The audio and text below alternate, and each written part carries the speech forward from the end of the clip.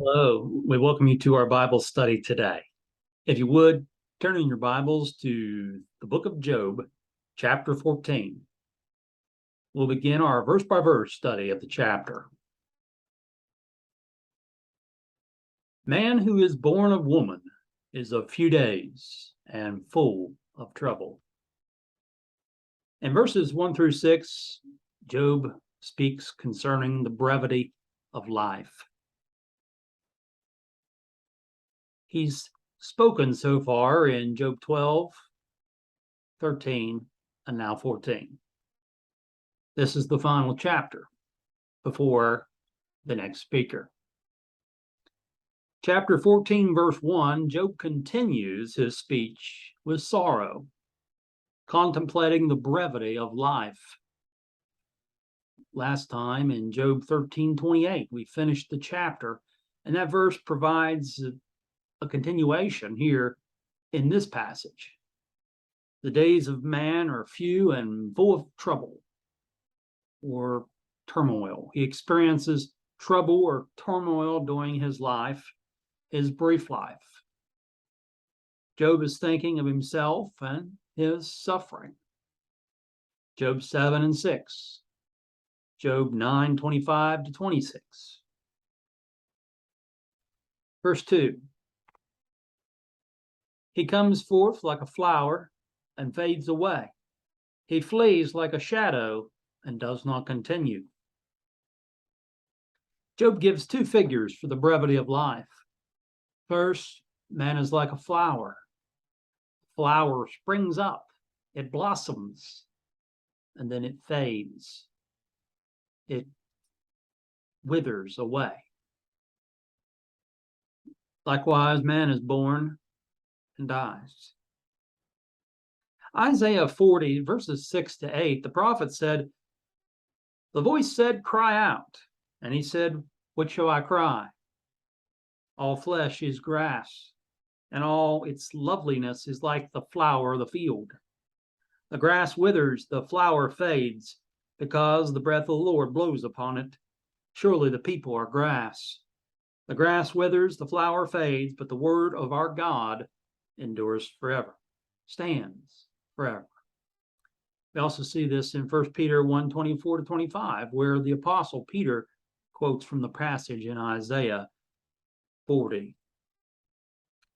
And so first, we see that Job gives a figure of the brevity of life. Man is like a flower.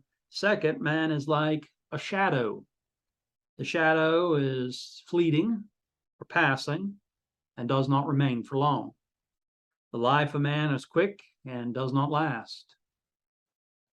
Job 9 and 25, "Now my days are swifter than a runner. They flee away. They see no good." Verse 3, "And do you open your eyes on such a one and bring me to judgment with yourself?" Job is confused. Remember, Job is suffering. And now he is confused, thinking how the eternal God has his eyes on mortal man.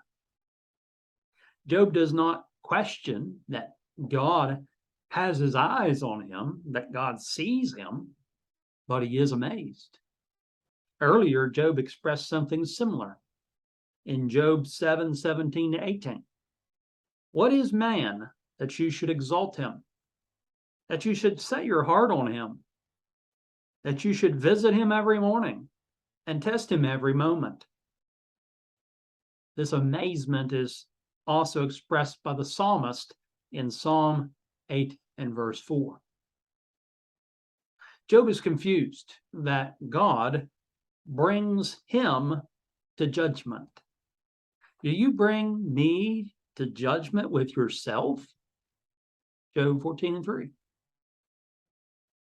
God is almighty, all-powerful, and Job is a frail man, a mortal. And so Job is confused. Do you bring me to judgment with yourself?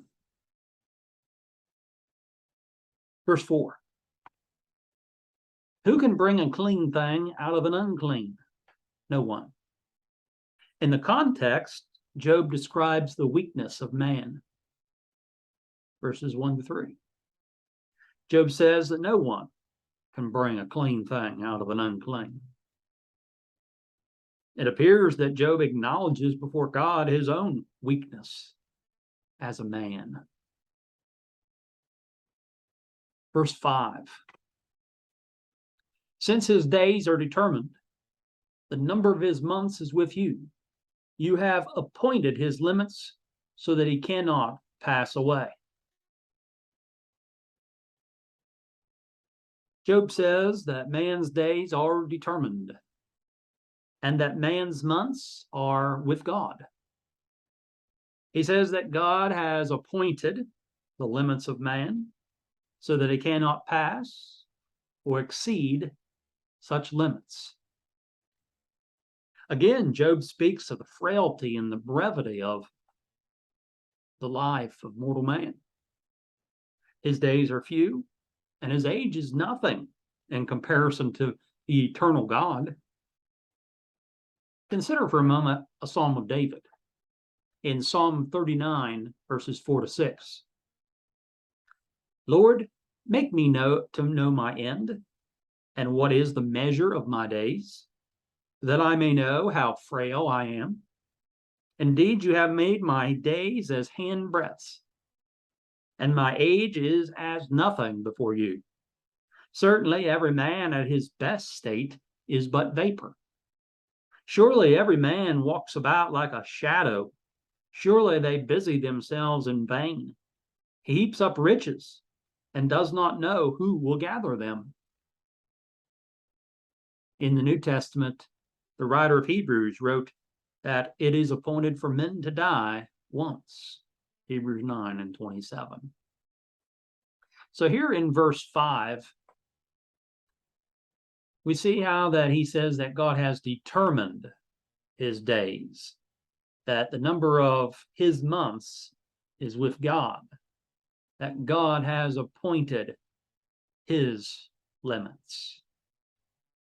Again, as we read Psalm 39, 4 to 6, we see that in comparison to God, that the life of man is nothing. My age is as nothing before you, the psalmist said. Verse 6. Look away from him that he may rest, till like a hired man he finishes his day.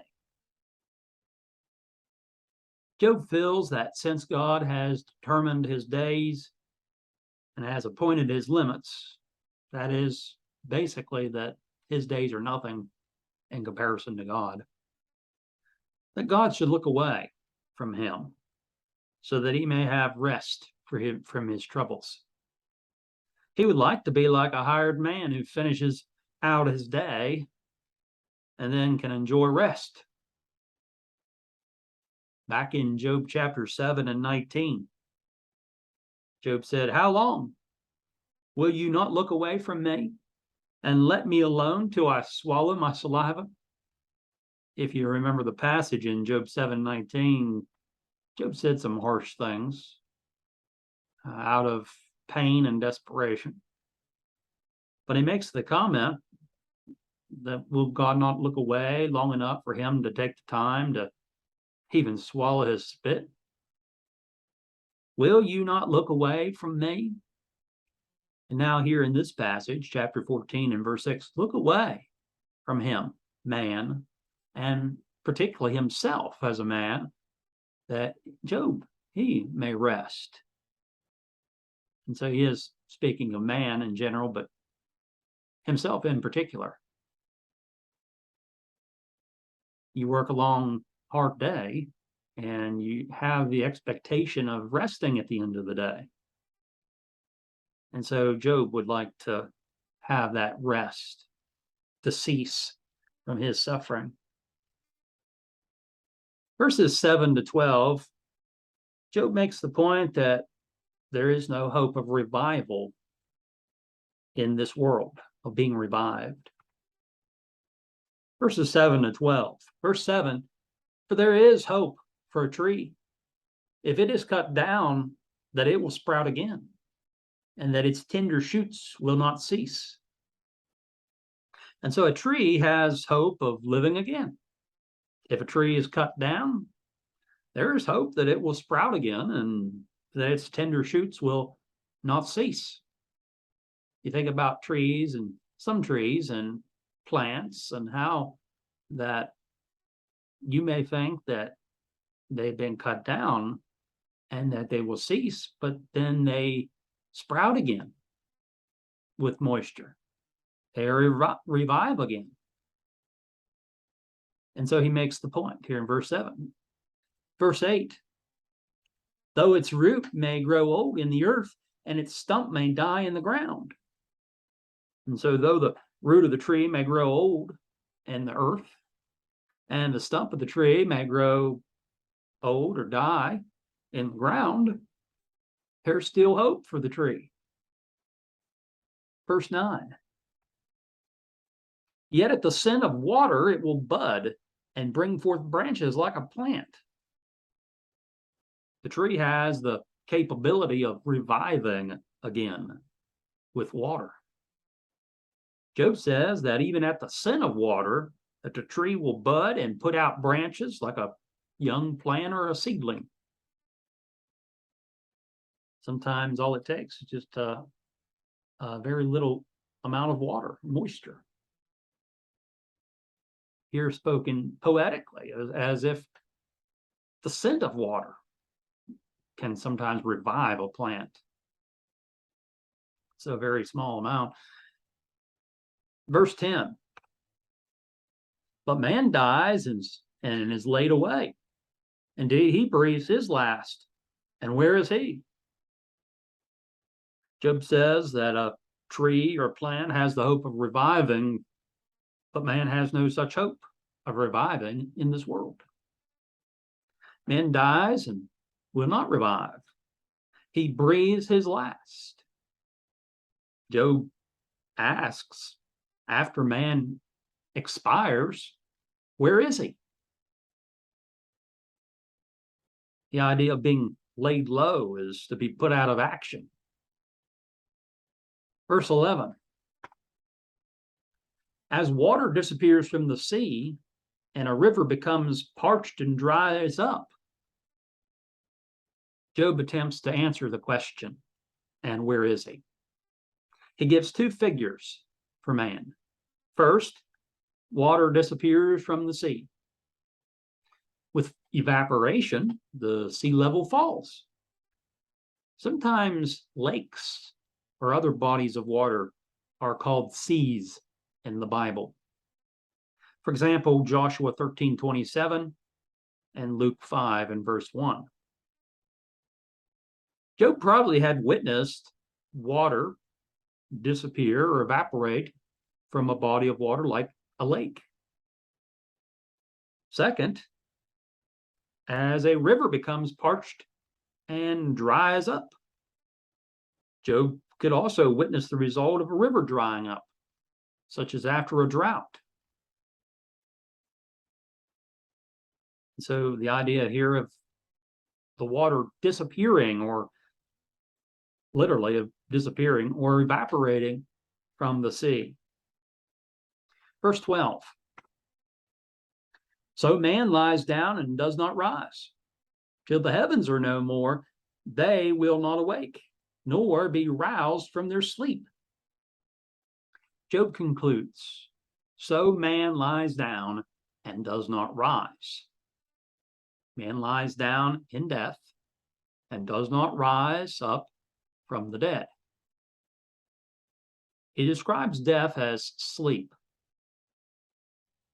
Certainly the figure of sleep is used in the Old and New Testament. Men will not arise from their sleep in this world. That is, their sleep of death in this world.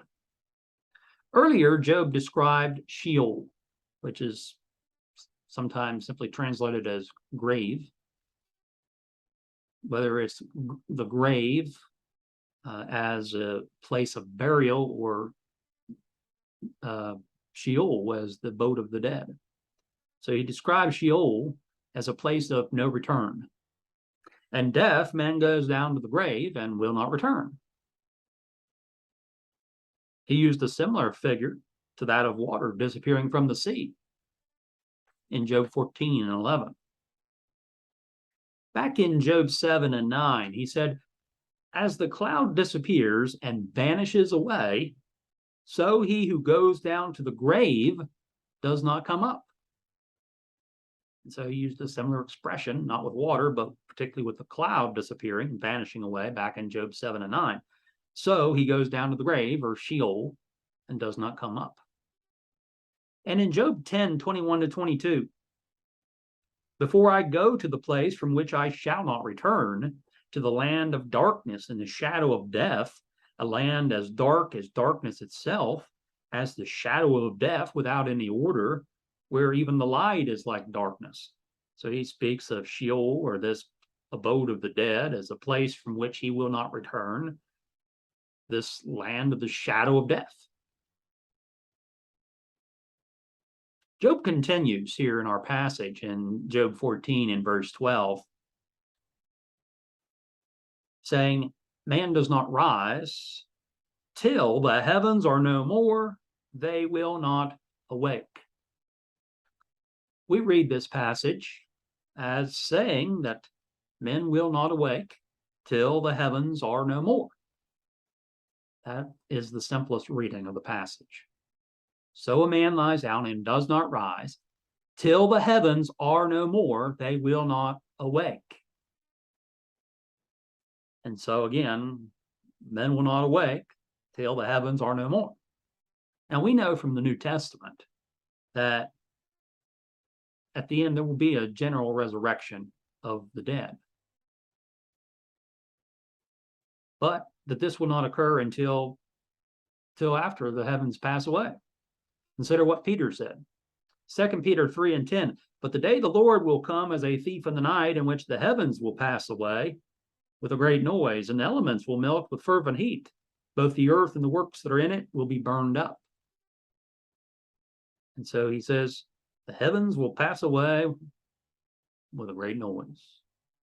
Now, Job said that men will not awake till the heavens are no more. Now, did Job know this as expressed by Peter? The only thing we know is what we find here in the book. Now, some suggest that Job, by saying till the heavens are no more, simply meant never. And so man does not rise, they will not awake till the heavens are no more, or never. They will never awake. They will never arise. Men who sleep in death will not awake in life. However, I don't think that that's necessary.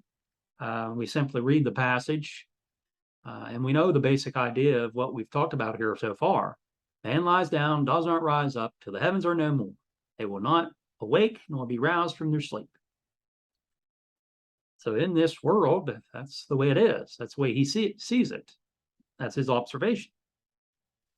What about a hope of a future resurrection, like we see, no doubt, by Peter and others of the New Testament? While Job did not have any hope of reviving in this world after death, like the tree that's cut down, this does not mean that he had no hope of a future resurrection. There's no reason to conclude from this passage that Job did not know of the future resurrection. But the basic point that he's making here in this passage, in the surrounding verses, is that a man dies, or he sleeps in death. He's not going to wake up. He's going to remain in death in this world. Now, we see his hope expressed briefly following this passage in verses 13 to 17. So we'll learn a little more concerning Job and his hope. Job had this hope. That is what we'll be describing here in verses 13 to 17. He said, "Oh, that you would hide me in the grave, that you would pass, or that you would conceal me until your wrath is past. that you would appoint me a set time and remember me. So we read this passage, and Job now speaks with hope for the future. He asks that God hide him or conceal him in the grave, Sheol, that abode of the dead, until God's wrath is past. So, according to this passage, he seems to be saying that and believing that Sheol is temporary, a temporary abode of the dead. And if it's a temporary abode of the dead, doesn't that suggest that there's something afterwards? So Job appeals to God that after a temporary stay in Sheol, he would remember him. That is, at the time of God's choosing. Verse 14. If a man dies, shall he live again? All the days of my hard service I will wait till my change comes. Job asks, if a man dies, shall he live again? Now, the answer to Job's question in truth is yes. In this passage, Job tells God that he will wait all the days of his hard service, his life, till his change or revival comes. This describes the change from death to life. The term wait is also translated hope in Job 6:11 and trust in Job 13:15. Job had the hope that his time of Sheol would be temporary, that abode of the dead, and that he would, at the appointed time, the time appointed by God, live again. Job 14:13. Now, earlier he's saying that in this life, he had no such hope. That is, hope of being revived again, like a tree plant. However, he did have some hope, some future hope of living again. If a man dies, shall he live? Shall he live again? Verse 14. And we see this expressed in other passages later on in the book. Verse 15. You shall call and I will answer you. You shall desire the work of your hands. If God would hide him in Sheol, verse 13, with the hope of living again, verse 14, then Job says, you shall call and I will answer you. He would have the opportunity to vindicate himself, someone has said. The call should, or that God should call, indicates his desire for Job, who is the work of his hands. And so you shall call and I will answer you. You shall desire the work of your hands. And so he desires Job, and at that time he will call Job. Verse 16. For now you number my steps, but do not watch over my sin. Now that's his future, that's the future hope. But for now, he says, you number my steps, but do not watch over my sin. So Job returns to his present situation. He's suffering, he's hurting. Sometimes he speaks rashly. Sometimes he speaks out of desperation. Anybody who has suffered, who's experienced illness and fatigue, insomnia, the tossing and turning as Job did, can sympathize with a situation, whether we are unable to understand it fully or not. So Job returns to this present situation, and Job says to God, you number or you count my steps. So he says how that God sees everything, all of his ways that he does in this world. Job 31:4. Does he not see my ways and count all my steps? Yes. Therefore, Job petitions that God not watch over his sin. The idea of watch in this passage, do not mark or do not keep track of all of my sins. Job 10 and verse 14. So do not remember my sins against me, God. Job did not believe he was sinless. Sometimes people read and they think, well, Job thought that he was sinless. No. And we know that he was blameless and he was an upright man. He was a righteous man. He certainly was not a wicked man. He had not practiced iniquity and that's not the reason why he was being punished, as in their eyes, as from what they thought. Yes, he was a blameless man, but he was not sinless, and he never claimed to be sinless. I think we see that here in this passage. He petitions God, do not watch over my sin. I know that you number my steps, you see my ways, but please do not watch over my sins. Do not remember them against me. Who of us could be sustained if God remembered all of our sins against us? While Job did not believe that he suffered for the practice of sin, he certainly did not confess to be sinless. Some versions look at the passage as a question. Do you not watch over my sin? However, in this particular version, the New King James Version, it reads as a petition, but do not watch over my sins. Sure, yes, God does watch over my sin, but I think it's, as in this translation, as it stands, I think he's petitioning God, please do not watch over my sin. Verse 17. My transgression is sealed up in a bag, and you cover my iniquity. The previous verse ended with a petition not to watch over or add up all of his sins, not to remember his sins against him. Job says how his transgression is, quote, sealed up in a bag. Sometimes people would put important items in a bag. They would seal it in a bag. And according to the parallel portion of this passage, the bag is sealed in order to cover his transgression. The passage reads, you cover my iniquity. It is as though he asked God for forgiveness, for God to cover or literally plaster over his iniquity. Some people think that Job's transgression is sealed up in a bag as if it were evidence to later be used by God against Job in judgment, as if God glues together all of his iniquity, he binds it,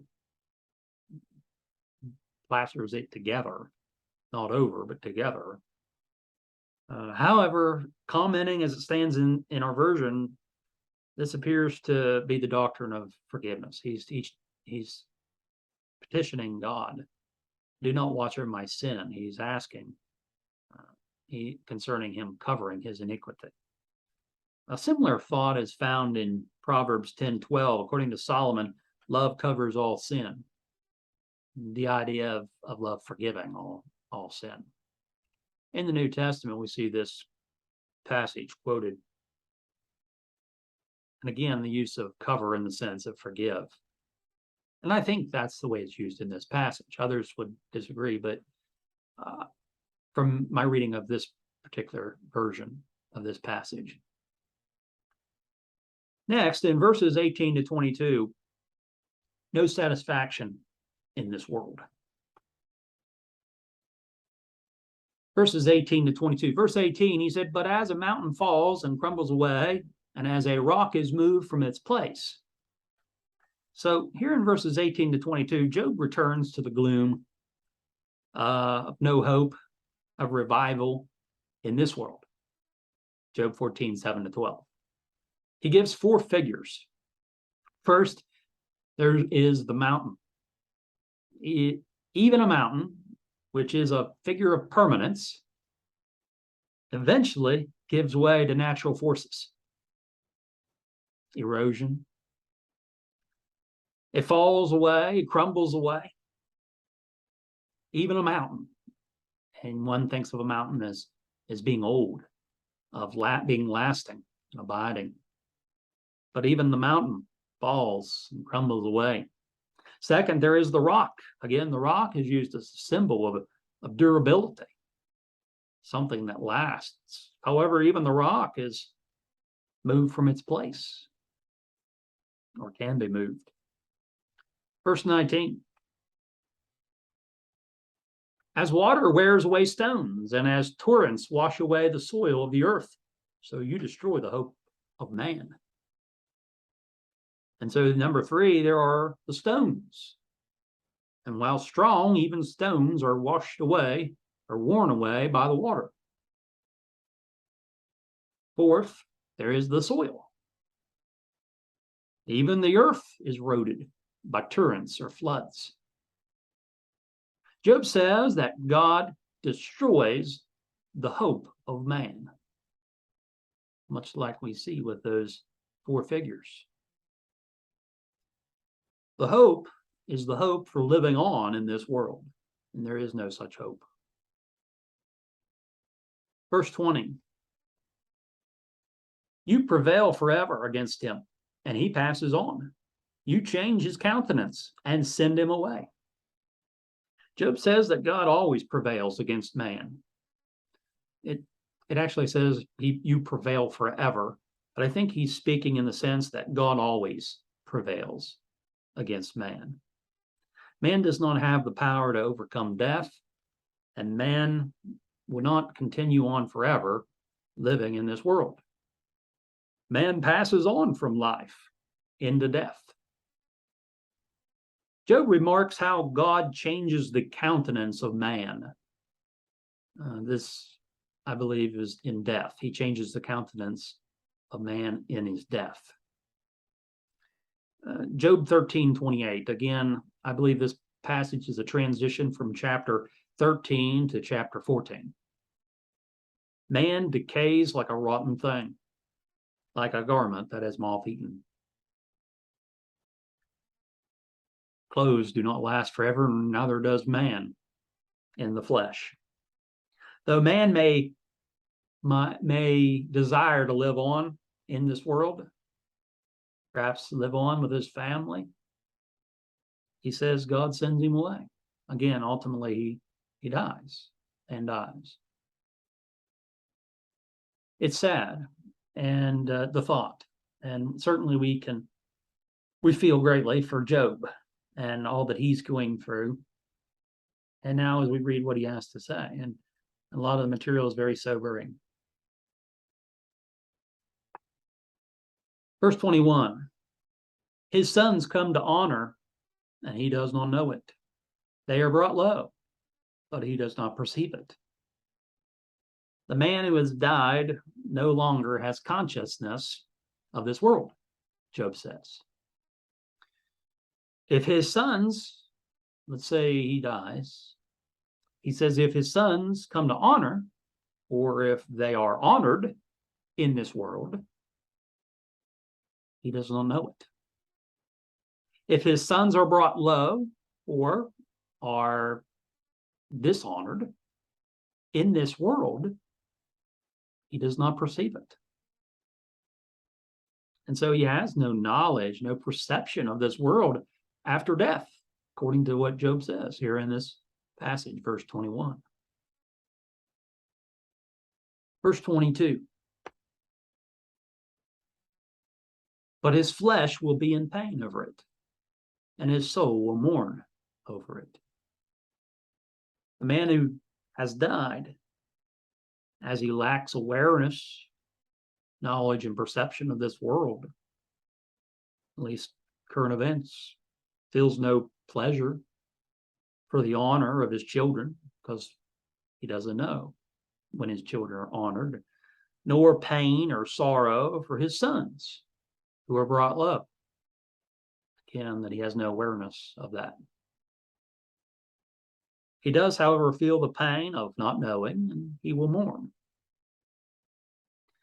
I think about the man in the Jesus, as he told of the rich man and Lazarus. And he thought about his family back here on earth, but again, there's no indication that he knew what was going on. He only knew what had went on. But we see here Job's thoughts, his deepest concerns concerning death and life.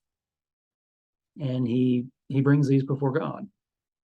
Now, that's the end of the chapter. Again, as I always say, there's always more to learn. And with the book of Job, there's so much to learn. But hopefully our study has been helpful to you. And we encourage you to continue to study on your own and to continue to learn from God's word. Thank you for being here today. And Lord willing, we'll continue with our study in a future lesson. Thank you again.